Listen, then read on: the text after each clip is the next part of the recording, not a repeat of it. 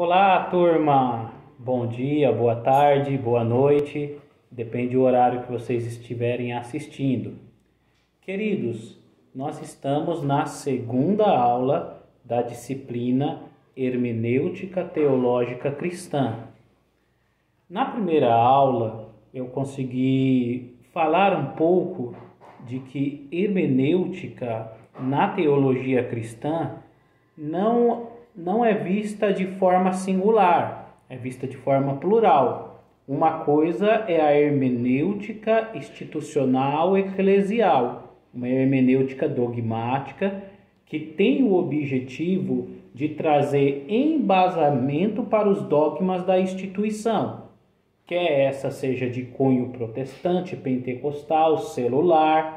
Extrai-se textos da Bíblia, interpreta-se os textos a partir do consentimento mútuo do grupo.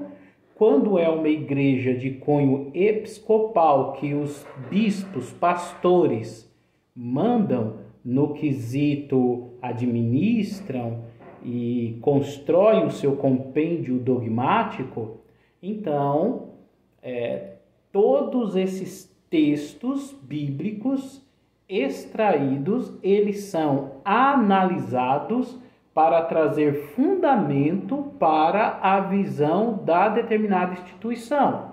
Por exemplo, uma visão apostólica vai talvez extrair o número de 12 apóstolos para justificar os seus 12 apóstolos da sua instituição.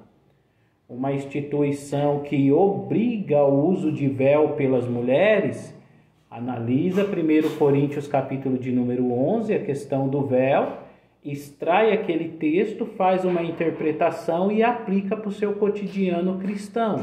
Ou seja, teologia cristã dogmática fundamenta a dogmática da instituição. Uma hermenêutica teológica, uma hermenêutica dogmática fundamenta o dogma da instituição. Uma hermenêutica teológica, ela tenta interpretar o texto pelo texto. Logo, independente se é uma instituição católica, celular, apostólica, pentecostal, não se utiliza esses critérios para a interpretação. Então, quando pensamos em uma hermenêutica teológica, ela segue vários parâmetros, principalmente quando o nível disso vai evoluindo ao ponto de virar exegese, que aí é um outro assunto. Mas a hermenêutica, ela foca muito em quem escreveu o determinado texto, quando escreveu, por que escreveu, para quem escreveu, qual é o objetivo com aquele texto, qual é a linguagem utilizada pelo aquele determinado autor para se produzir aquele determinado texto. Então, ou seja, até a metodologia de se ler o texto bíblico muda, porque nas instituições trabalha-se muito com uma metodologia devocional. Abre-se o texto bíblico tentando buscar respostas para a espiritualidade, ou seja, para o fortalecimento da espiritualidade da determinada pessoa. Isso católicos e evangélicos geralmente fazem, Kardecista, abre lá o texto bíblico e algum salmo e tenta extrair daquele salmo alguma coisa para fortalecer sua espiritualidade cotidiana. Na hermenêutica teológica é diferente.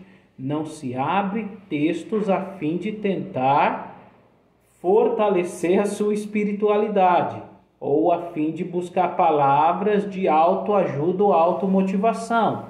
Então, abri no Salmo 23, eu analiso aquele salmo e começo a submeter ele a estas perguntas.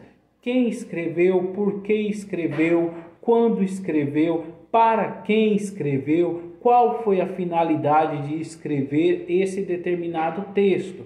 E aí realmente é muito complexo, porque uma coisa é a leitura devocional, que é romantizada, outra coisa é a leitura hermenêutica, que tenta buscar respostas não para a fé, mas para compreender o contexto por trás do texto. Contexto histórico, contexto político, contexto econômico, contexto religioso e etc.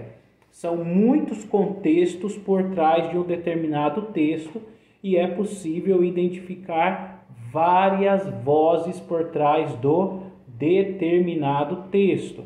Então, no período do cristianismo primitivo, que é do século I ao século IV, a hermenêutica da cristandade geralmente era uma hermenêutica na tentativa de fazer interpretações cristológicas, porque eles ainda estavam tentando entender se Jesus é um Cristo, Messias, enviado ao Pai para o povo de Israel, se Jesus era uma espécie de Cristo Salvador da humanidade, se ele era humano, se ele era divino, se ele era divino humano.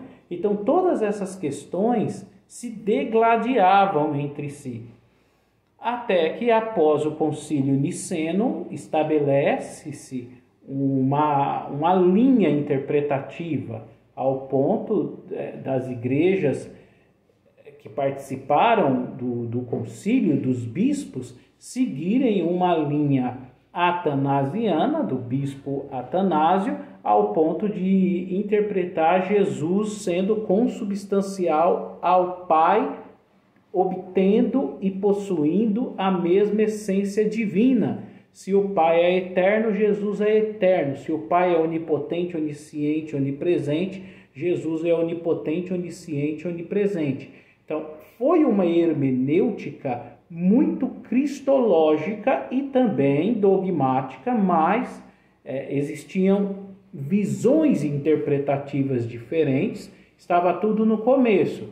Quando o cristianismo católico ele toma uma força maior, um corpo maior, nós vamos ter ali uma hermenêutica dogmática a fim de validar a dogmática católica. Então, os dogmas vêm nascendo, a virgindade de Maria, a ascensão de Maria. Conforme os dogmas vão nascendo, é necessário extrair textos bíblicos para justificar o dogma, ou seja, o texto bíblico fundamenta a dogmática do determinado grupo.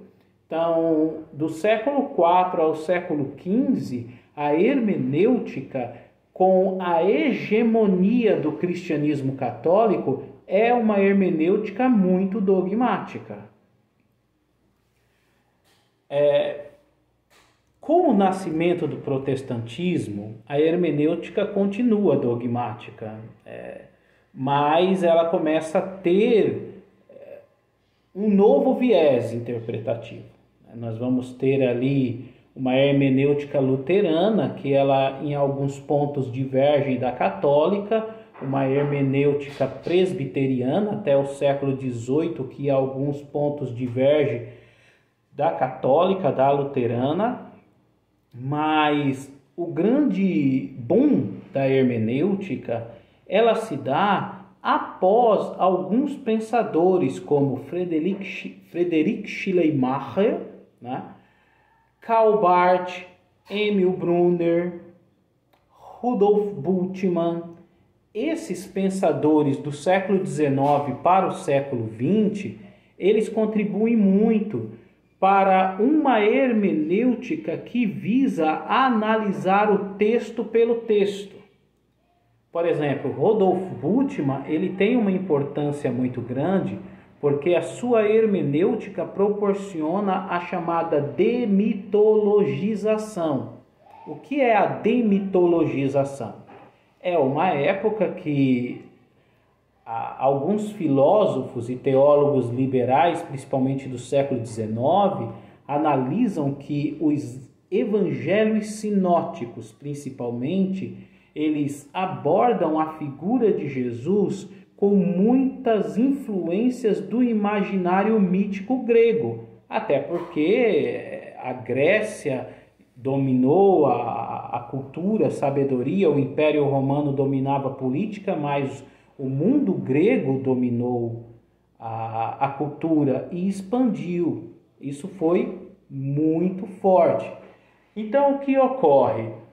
Vários nomes gregos, como Thanatos, né, a morte, você encontra no Novo Testamento. A ideia de Jesus posteriormente como um semidivino lembra um pouco dos imaginários míticos dos semidivinos gregos, né? O Espírito Santo sobre Maria e o nascimento de alguém que é divino, mas que também é humano, lembra um pouco das ideias dos olimpianos que se humanizavam, se relacionavam com mulheres e as suas proles eram semideuses. Então trabalhou muito uma ideia de que o Novo Testamento, não só os sinóticos, mas o Novo Testamento, ele trazia muito forte uma concepção dos imaginários míticos gregos. E o Bultmann, com o seu trabalho, né, com a sua teologia do Novo Testamento, ele traz uma hermenêutica chamada de demitologização. É uma hermenêutica onde ele tenta desconstruir a ideia que a figura de Jesus e vários textos do Novo Testamento são simplesmente uma releitura do imaginário grego e das ideias míticas gregas, e ele tenta fazer uma nova leitura, uma nova hermenêutica sobre os sinóticos e vários outros textos do Novo Testamento. Claro, fazendo também um paralelo cristão, porque o Bultmann ele entende que a Bíblia é a palavra de Deus e é uma espécie de ponte para unir um Deus existente com um ser humano necessitado. Então, estes teólogos como Bultmann, Karl Barth, Emil Brunner, Paul Tillich, eles trazem um aspecto da chamada teologia dialética, que proporciona um diálogo entre o ser humano necessitado e um Deus existente. Por mais que o texto bíblico ele foi anteriormente a estes teólogos averiguado sempre de forma dogmática para justificar o pensamento dogmático por trás da instituição, estes teólogos contribuíram para uma nova hermenêutica, uma hermenêutica teológica, onde o texto bíblico pudesse ser analisado, averiguado, o texto pelo texto e não pelo dogma, ok? Então, primeira coisa, eu vou agora dividir algumas tarefas para vocês a respeito de alguns teóricos que eu citei, e depois, nas próximas aulas, eu vou levar vocês a fazer um exercício hermenêutico de interpretação bíblica. Espero que vocês tenham entendido e que esta aula proporcione um grande resultado. Um grande abraço a todos vocês. Shalom, bons estudos.